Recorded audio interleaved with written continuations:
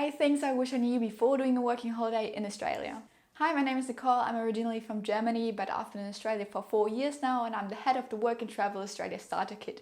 So I know a thing or two about living and working in Australia as a backpacker. If I had the chance to go back and talk to myself before going to Australia, these are the things I would tell myself from least to most important. Enjoy the first couple of weeks before looking for a job. When I got to Sydney, I immediately started looking for a job, and that felt really overwhelming, to be honest. So do yourself a favor and do some fun and cool things first. Something I did was a surf camp, and I absolutely loved it. My second piece of wisdom is to travel with the seasons. So the European in me assumed that the weather in Australia is always going to be hot and amazing, which is really stupid and dumb, to be honest, because it's really not. I spent the winter in Melbourne and it's just as cold as Germany minus the snow. So to get the best out of your Australia experience, I recommend traveling with the weather.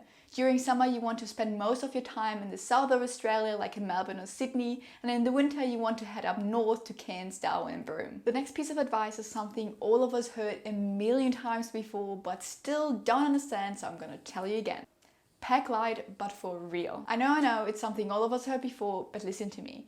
Just remember, whatever you'll take with you, you carry with you all the time. Especially if you have a backpack, I challenge you to go on a walk with it for 10 minutes and see how it feels. At the end of the day, you'll wear the same outfit over and over again. Advice number 4. Facebook is your best friend. I don't know about you, but personally, I didn't even have Facebook before going to Australia because I thought it's stupid and dead. But in Australia, you can use Facebook for literally anything. Next is get public transport cards.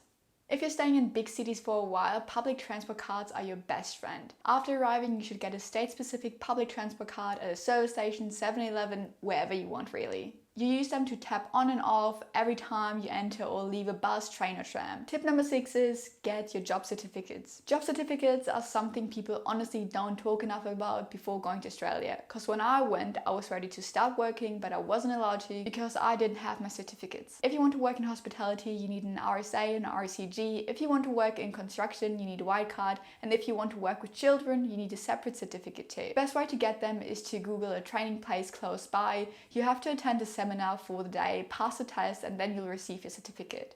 Employees legally need to see them before you can start working, so just get it over and done with after you arrive. My next advice is on how to find a job in Australia. So obviously there's a lot of different ways to find a job, and I don't want to scare you because I truly think everybody can find a job in Australia. But I want to share the most efficient way with you so that you can find a job really fast if you need it. This method is called a walk-in, and you basically print out your CV 20 times and go to a very touristy place like Darling Harbour in Sydney and walk into every single bar and restaurant. Then you introduce yourself to the manager there, hand him your CV and say that you just arrived on a working holiday visa, you have experience as a waiter, bartender, whatever, and you can start immediately. Honestly, this method is foolproof and I guarantee you a job within a couple of days. Last but not least, I really want to highlight that backpacking in Australia or in general is so over-romanticized. Don't get me wrong, I think it's great and you learn so much, but don't expect to go to the other side of the world and not face any challenges. Being alone, moving around all the time, for some of us speaking another language for the first time and so on can be so exhausting. And even though I think you're gonna have a blast, just know there's gonna be some really shitty days. So go live the Instagram dream, but don't expect it to look like all the reels and TikToks you see on social media. I hope this video helped you a little bit. Part 2 is on its way. In the future, I'm going to create more videos on backpacking Australia and tackle topics like applying for a visa, packing, how to make friends, and so on. If you're German, feel free to check out the Work and Travel Australia Starterkit. It's a step-by-step do-it-yourself guide that covers your entire organization in Germany as well as in Australia,